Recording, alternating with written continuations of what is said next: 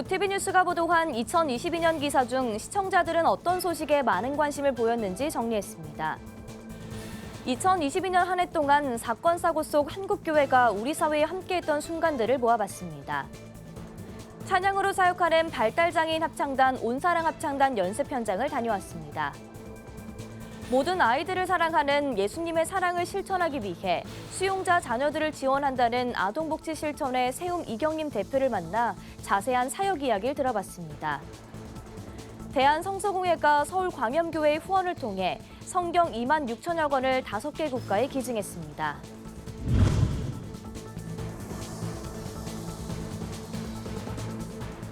시청자 여러분 안녕하십니까? 구티비 뉴스입니다. 구티비 뉴스는 올 한 해도 복음의 소식을 전하며 방송 선교의 사명을 다해왔습니다. 바쁘게 달려온 2022년 구티비 뉴스에서 어떤 소식들을 전했는지 장세인 기자가 정리했습니다.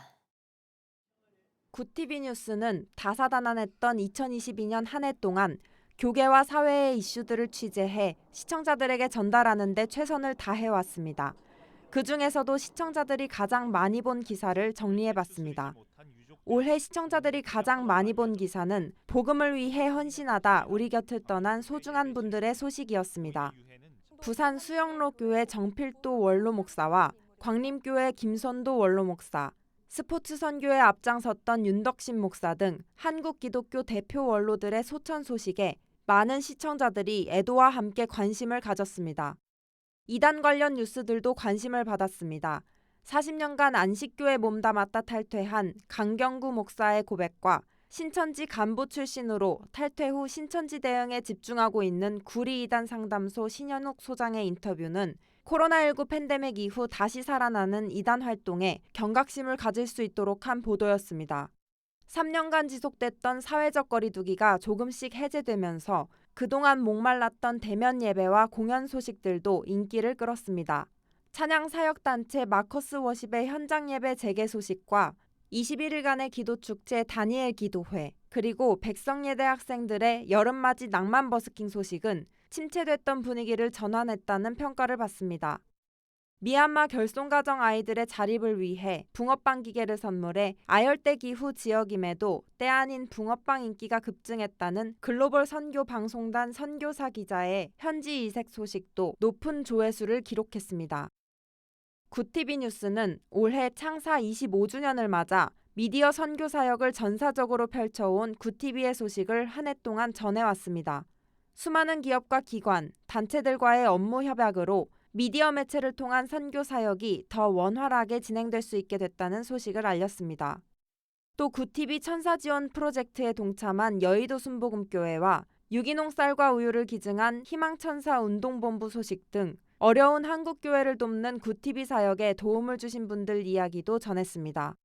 국내외 성도 400만 명이 사용하는 구티비 다번역 성경 찬송 앱에서 NIV 성경을 공식 서비스한다는 소식은 많은 사용자들의 기대를 불러일으켰습니다. 다가오는 2023년에도 구티비 뉴스는 한국교회가 다시 복음으로 새롭게 일어설 수 있도록 생생한 현장의 소식을 전하며 복음을 전파하겠습니다. 구티비 뉴스 장세인입니다. 2022년은 특별히 국내외적으로 사건, 사고들이 많았던 한 해였습니다. 한국교회는 우는 자와 함께 울라는 성경 말씀을 따라 매 순간마다 우리 사회와 함께하고 고통에 빠진 이들을 위로했습니다. 자세한 내용 정성광 기자의 보도입니다. 2월 24일 러시아가 우크라이나 침공을 단행했습니다. 많은 전문가들은 블라디미르 푸틴 러시아 대통령의 종신집권을 위한 치적사키란 평가를 내놨습니다. 현재까지 우크라이나 민간인 사망자만 6,800여 명에 이릅니다. 우크라이나를 향한 러시아의 공격이 본격적으로 시작되면서 한국교회는 전쟁 종식을 위한 기도회를 열고 연합단체들은 난민들을 위한 봉사활동에 나섰습니다. 현재도 우크라이나 인구의 4분의 1가량인 1,000만 명이 강추위 속 전기가 없는 생활을 이어가고 있는 가운데 한국교회는 지속적으로 난민들을 위한 생필품 지원과 성금, 긴급 구호 물품을 전달하고 있습니다. 한국교회는 새해에도 전쟁 종식을 위한 도움의 역할에 박차를 가할 것으로 전망됩니다. 3월엔 역대 최대 산불로 기록된 울진 삼척 지역 동해안 산불이 있었습니다. 산불은 무려 9일 동안 산림 2만여 헥타르를 태우고 주택 319채와 농축산시설 139개소, 종교시설 31개소를 소실시켰습니다. 이로 인해 이재민만 337명이었습니다. 한국교회는 발빠르게 현장을 찾았고 이재민을 위한 대책을 고민했습니다. 한국교회 봉사단은 전소된 교회를 찾아가 함께 기도하고 위로금을 전달했습니다. 한국교회 총연합은 35개 소속교단이 하나 돼 모금 활동을 펼치며 전소된 가옥 54채를 건축하기로 약속하고 지난 9월 이재민들에게 보금자를 되찾아줬습니다. 올 여름엔 폭우 피해로 상가 지하교회들의 어려움을 볼 수 있었습니다. 서울에 80년 만에 기록적인 폭우가 내리면서 지하에 예배당을 둔 상가 교회들이 집중적으로 침수 피해를 겪었습니다. 고령인 성도들의 성경 읽기를 위해 30권 넘는 큰 글자 성경을 구비했던 한 교회는 침수로 모든 책을 잃어야 했습니다. 또 창문 하나 없는 지하 예배당엔 전기가 끊기고 우물이 쌓였습니다. 하지만 어려운 형편에 처한 목회자들은 더 큰 피해를 입은 지역 이웃들을 걱정하며 예배의 끈을 놓지 않았습니다. 우는 자와 함께 올라있던 성경 말씀이 어느 때보다 가슴 아팠던 10월이었습니다. 서울 이태원 일대 헬로윈 축제를 즐기려 모인 다수의 인파가 한 곳으로 몰리면서 대규모 압사 사고로 이어졌습니다. 사망자 158명, 부상자 197명의 초대형 참사였습니다. 교계에선 한국교회 이태원 참사 위로예배 준비위원회를 구성하고 참사 희생자를 추모했습니다. 한국교회는 슬픔에 빠져있는 유가족들을 위로하고 교회의 사회적 책임과 안전한 대한민국을 위해 기도했습니다. 구티비는 지난 1년간 낮은 곳, 위기에 처한 이웃들이 있는 현장을 직접 찾아가 취재했습니다. 새해에도 우리 사회, 한국교회의 어려움을 발빠르게 보도할 예정입니다.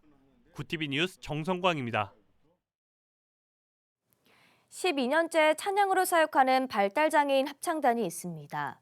온누리교회와 온누리복지재단에 소속된 온사랑 합창단이 그 주인공인데요. 몸은 다소 불편하지만 찬양의 열정만큼은 여느 합창단 못지 않다고 합니다. 왁자지껄한 연습 현장을 김혜인 기자가 다녀왔습니다.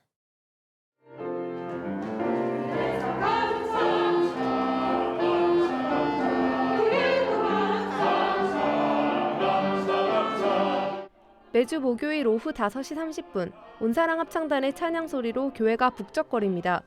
여느 합창대처럼 연습 시작 전 몸을 풀고 발성 연습을 하고 노래를 시작합니다. 온사랑 합창단은 2011년 발달장애인들이 음악인으로 활동할 수 있도록 기회를 주고자 창단됐습니다. 코로나 이전에는 연간 16회 이상 연주 활동을 진행했으며 교회는 물론 교도소나 학교, 기업, 병원 등 다양한 곳에서 연주를 하고 있습니다. 2017년부터 클라리넷을 연주해온 이승원 씨는 연습하는 시간이 늘 기다려진다고 말합니다. 노래할 때 기분이 어때요? 좋아요. 창단 멤버 김보라 씨는 온사랑 합창단을 하기 전과 후 삶이 크게 변했다고 말합니다. 선생님과 친구들과 같이 노래한다는 게 좋고 신나요. 저는 하기 전에는 완전히 무기력하고 막 종이접기나 하고 있고 막 이랬거든요. 근데 합창단을 하고 나서 활달해졌다 그래야 되나? 활기차졌어요. 저희가 노래를 할 때 박수 소리가 나잖아요. 끝나고 나면 그러면 신나고 재미있어요. 온사랑 합창단이 12년 넘게 유지될 수 있었던 데에는 모든 순간 함께하는 부모와 지도교사들이 있었기 때문입니다. 부모님들은 연신 감사의 말을 전했습니다. 아이가 굉장히 밝고 그리고 또 자신감이 생겼다고 할까요? 그리고 굉장히 주의가 산만했고 그랬는데 그런 게 조금씩 좋아지는 걸 보고 내가 정말 여기에 온 게 너무 잘 됐구나.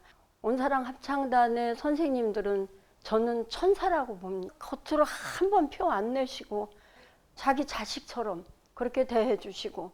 단장과 지휘자, 지도교사들은 모두 합창단 섬김이 힘들지 않다고 말합니다.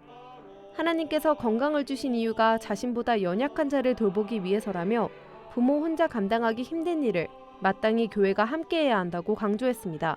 발달장애인에 대한 그런 편견들이 좀 없어지고 또 노래를 통해서 좀 하나님의 사랑이 많이 흘러들어갈 수 있는 그런 축복의 통로가 되는 거가 또 바람이고 비록 좀 많이 좀 어려움은 있지만 그래도 또 찬양을 통해서 함께 은혜를 나누게 하시는 또 하나님을 또 만날 수 있어서 더욱더 감사합니다. 온사랑 합창단의 꿈은 발달장애인 합창 선교자로 자리매김하는 것입니다. 발달장애인들에게도 하나님이 주신 탤런트가 있다는 걸 온 사회가 알도록 사회적 인식이 확산되는 날이 오기를 단원들 모두 기대하고 있습니다. 굿TV 뉴스 김혜인입니다. 수용자의 자녀들은 국내 5만여 명 정도로 추산됩니다. 아동학대 등 가정폭력 사건의 경우 피해자가 곧 가해자의 자녀인 경우도 있어 심리적인 지원이 그 누구보다 절실한데요. 그리스도의 사랑을 실천하기 위해 수용자 자녀들을 돕고 있다는 아동복지실천의 세움 이경림 대표를 만나 사역 이야기를 들어봤습니다. 보도에 장현우 기자입니다. 세움은 우리 사회의 복지 사각지대에 남아있는 5만여 명의 수용자 자녀를 지원하기 위해 2015년 설립된 아동복지 전문기관입니다. 세움으로부터 지원받은 수용자 자녀는 누적 7,300여 명에 달합니다. 용돈과 교육비 지급 등 경제적 지원은 물론 교도소 면회 도움 및 심리상담 등 다양한 사역을 이어나가고 있습니다. 성경에서 예수님이 한 아이를 가운데 세우시고 안으셨다는 구절을 인용해 기간명에 정했다는 이경림 대표는 수용자 자녀도 도움받을 권리가 있다고 강조했습니다. 많은 분들이 왜 가해자 자녀를 돕느냐라고 또 질문을 하시기도 해요. 그런데 아이들의 측면에서 보면 부모가 죄를 졌든 죄를 짓지 않았든 상관없이 모든 아이들은 도움이 필요할 때 또 도움을 받아야 되는 그런 권리가 또 있다고 생각을 하고요. 특히 한국교회가 나서서 사랑으로 감싸줘야 한다는 이 대표는 한국교회 성도들에게 수용자 자녀들을 위해 기도해 주길 바란다고 전했습니다. 세움은 수용자 자녀들에게 예수님의 사랑을 실천하고자 한다며 한국교회와 사회에 이들에 대한 관심을 촉구했습니다. 누구보다 또 아이들을 사랑했던 예수님의 사랑을 또 실천하기 위해서 저희는 수용자 자녀를 지원하고 있습니다. 세움에서 사역하는 한 간사는 사회적 편견으로 인해 수용자 자녀들의 마음의 문이 평소 굳게 닫혀 있는 경우가 많다며 이들이 세움에서 무조건적인 사랑을 받고 결국 마음의 문을 여는 것을 볼 때 뿌듯함을 느낀다고 밝혔습니다. 아이들의 마음속이 차가운 얼음장 같았는데요. 세움을 만나면서 새롭게 따뜻함을 경험하고 또 그 따뜻한 말들을 또 저희한테 직접 그 친구들이 많이 해줬거든요. 이 대표는 수용자 자녀들을 하나님이 만드신 소중한 아이로 바라봐 주길 바란다며 이들이 도움을 받고 건강하게 성장해야 다음 세대가 건강한 사회를 만들 수 있게 될 것이라고 말했습니다. 수용자 자녀들이 세상 속에 당당하게 서길 바라는 세움은 개인적인 지원을 넘어 사회의 인식 변화를 유도하는 정책까지 마련하는 데 앞장서겠다는 포부를 밝혔습니다. 굿TV 뉴스 장현우입니다. 대한성서공회는 서울광염교회의 후원으로 에리트레아, 피지, 북마케도니아, 파키스탄, 베냉 등 5개국에 성경 약 2만 6천 권을 기증했다고 29일 밝혔습니다. 기증 예식은 지난 28일 경기도 용인 대한성서공회 성경반포센터에서 열렸습니다. 이날 서울광염교회 성경반포사역 담당 최규환 목사는 하나님의 말씀인 성경이 그 나라 곳곳에 퍼지길 바란다고 전했습니다. 이를 통해 성경을 받은 사람들의 놀라운 구원의 소식이 계속해서 전해질 것이라고 말했습니다. 대한성서공회도 성경을 구하지 못했던 사람들이 새 소망을 품길 바란다고 밝혔습니다. 굿TV가 새해를 맞아 신년 달력 선물 이벤트를 1월 15일까지 진행합니다. 미디어 선교에 동참을 희망하는 월 2만 원 이상의 정기 후원자는 2023년도 달력을 무료로 받아보실 수 있습니다. 달력은 탁상형과 벽걸이형 2종으로 빅토리아 시대 후기 고 성경에 수록된 최후의 만찬, 산상수훈, 예수님의 십자가 고난 등의 성화를 담았습니다. 참여는 굿TV 홈페이지나 모바일 앱 또는 위클리 신문에 게재된 전화번호를 통해 신청할 수 있습니다. 후원자들의 후원금은 소년소녀 가정과 미자립교회, 해외 선교사역 지원 등 굿TV의 선교사역에 사용될 예정입니다.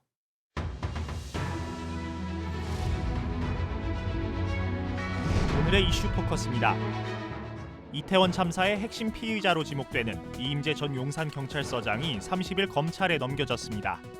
이 밖에 참사 초기 현장 대응을 맡은 송병주 전 용산서 112 상황실장 등 관계자 3명도 같은 날 구속 송치됐습니다.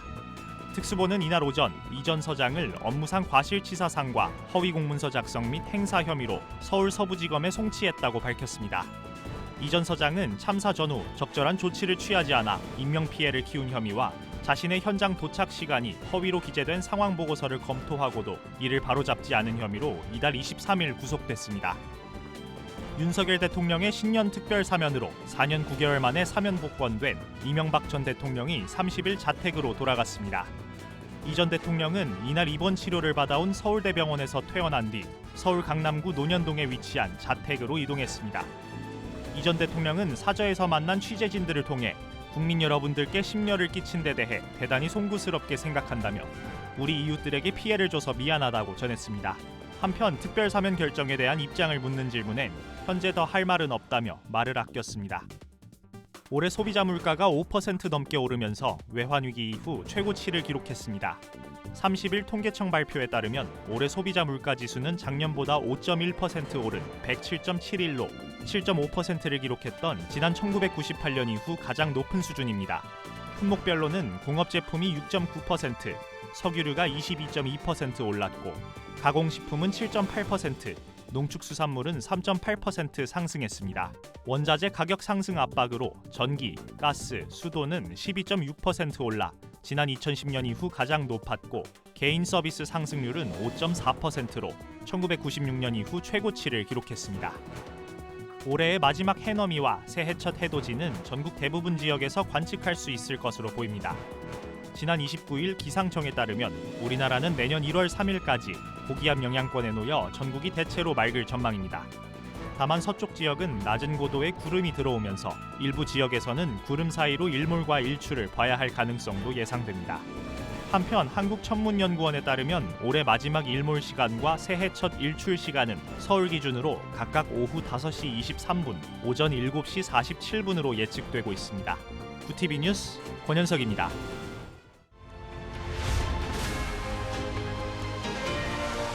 구티비 월드와이드입니다. 브라질의 축구 황제 펠레가 암 투병 끝에 향년 82세 나이로 별세했습니다. AP통신 등 외신들은 현지 시간 29일 월드컵 3회 우승에 빛나는 세계 최고의 축구 선수 펠레가 사망했다며 그의 에이전트가 사망을 확인했다고 보도했습니다. 펠레는 지난해 9월 대장암 판정 이후 수술과 치료를 이어왔습니다. 특히 지난달 말부터 병세가 악화됐고 코로나19 감염으로 호흡기 증상까지 겹친 상태였던 것으로 전해졌습니다. 펠레는 총 1363경기 출전해 1281골의 기록을 보유하며 전세계 축구 황제 또 브라질의 축구 영웅으로 칭송받아왔습니다. 그의 사망 소식이 전해지자 현재 펠레가 입원했던 병원 등을 중심으로 전세계 축구 팬들의 추모 행렬이 이어지고 있습니다.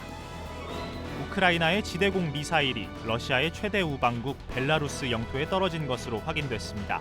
벨라루스 국방부는 현지 시간 29일 오전 10시 우크라이나에서 발사된 지대공 미사일을 요격했다고 밝혔습니다. 미사일은 우크라이나 국경으로부터 약 25km 거리에 떨어졌으며 사상자는 없는 것으로 전해졌습니다. 러시아 미사일을 막는 우크라이나의 방어 미사일이 벨라루스로 잘못 향했을 가능성이 언급되는 가운데 이번 일이 벨라루스의 참전에 영향을 줄지 주목되고 있습니다. 중국 전투기가 지난 21일 남중국해 지역에서 비행 중인 미국 정찰기에 불과 6m 앞까지 근접했던 것으로 전해졌습니다. 미군은 현지 시간 29일 성명을 통해 이같이 밝히며 중국 해군 전투기의 위험 기동에 따라 미 공군 정찰기가 회피 기동을 했다고 설명했습니다. 이어 해당 정찰기는 합법적이고 일상적인 작전을 수행하고 있었다며 앞으로도 인도태평양 지역의 모든 국가가 국제법을 따르며 공해를 안전하게 사용하길 기대한다고 밝혔습니다. 캄보디아 북서부의 한 카지노 호텔에서 발생한 화재로 수십 명의 사상자가 발생했습니다. 현지 매체에 따르면 현지 시간 28일 밤 11시 30분쯤 태국 국경과 인접한 포이펫의 그랜드 다이아몬드 시티 호텔 카지노에서 큰 불이 나 최소 19명이 사망하고 수십 명이 다쳤습니다. 카지노 쪽에 가스통이 폭발하면서 시작된 화재는 약 12시간이 지나 진화된 것으로 확인됐습니다. 현재 부상자 중 중상자가 있어 사망자는 더 늘어날 것으로 보입니다. 구티비 뉴스 권현석입니다.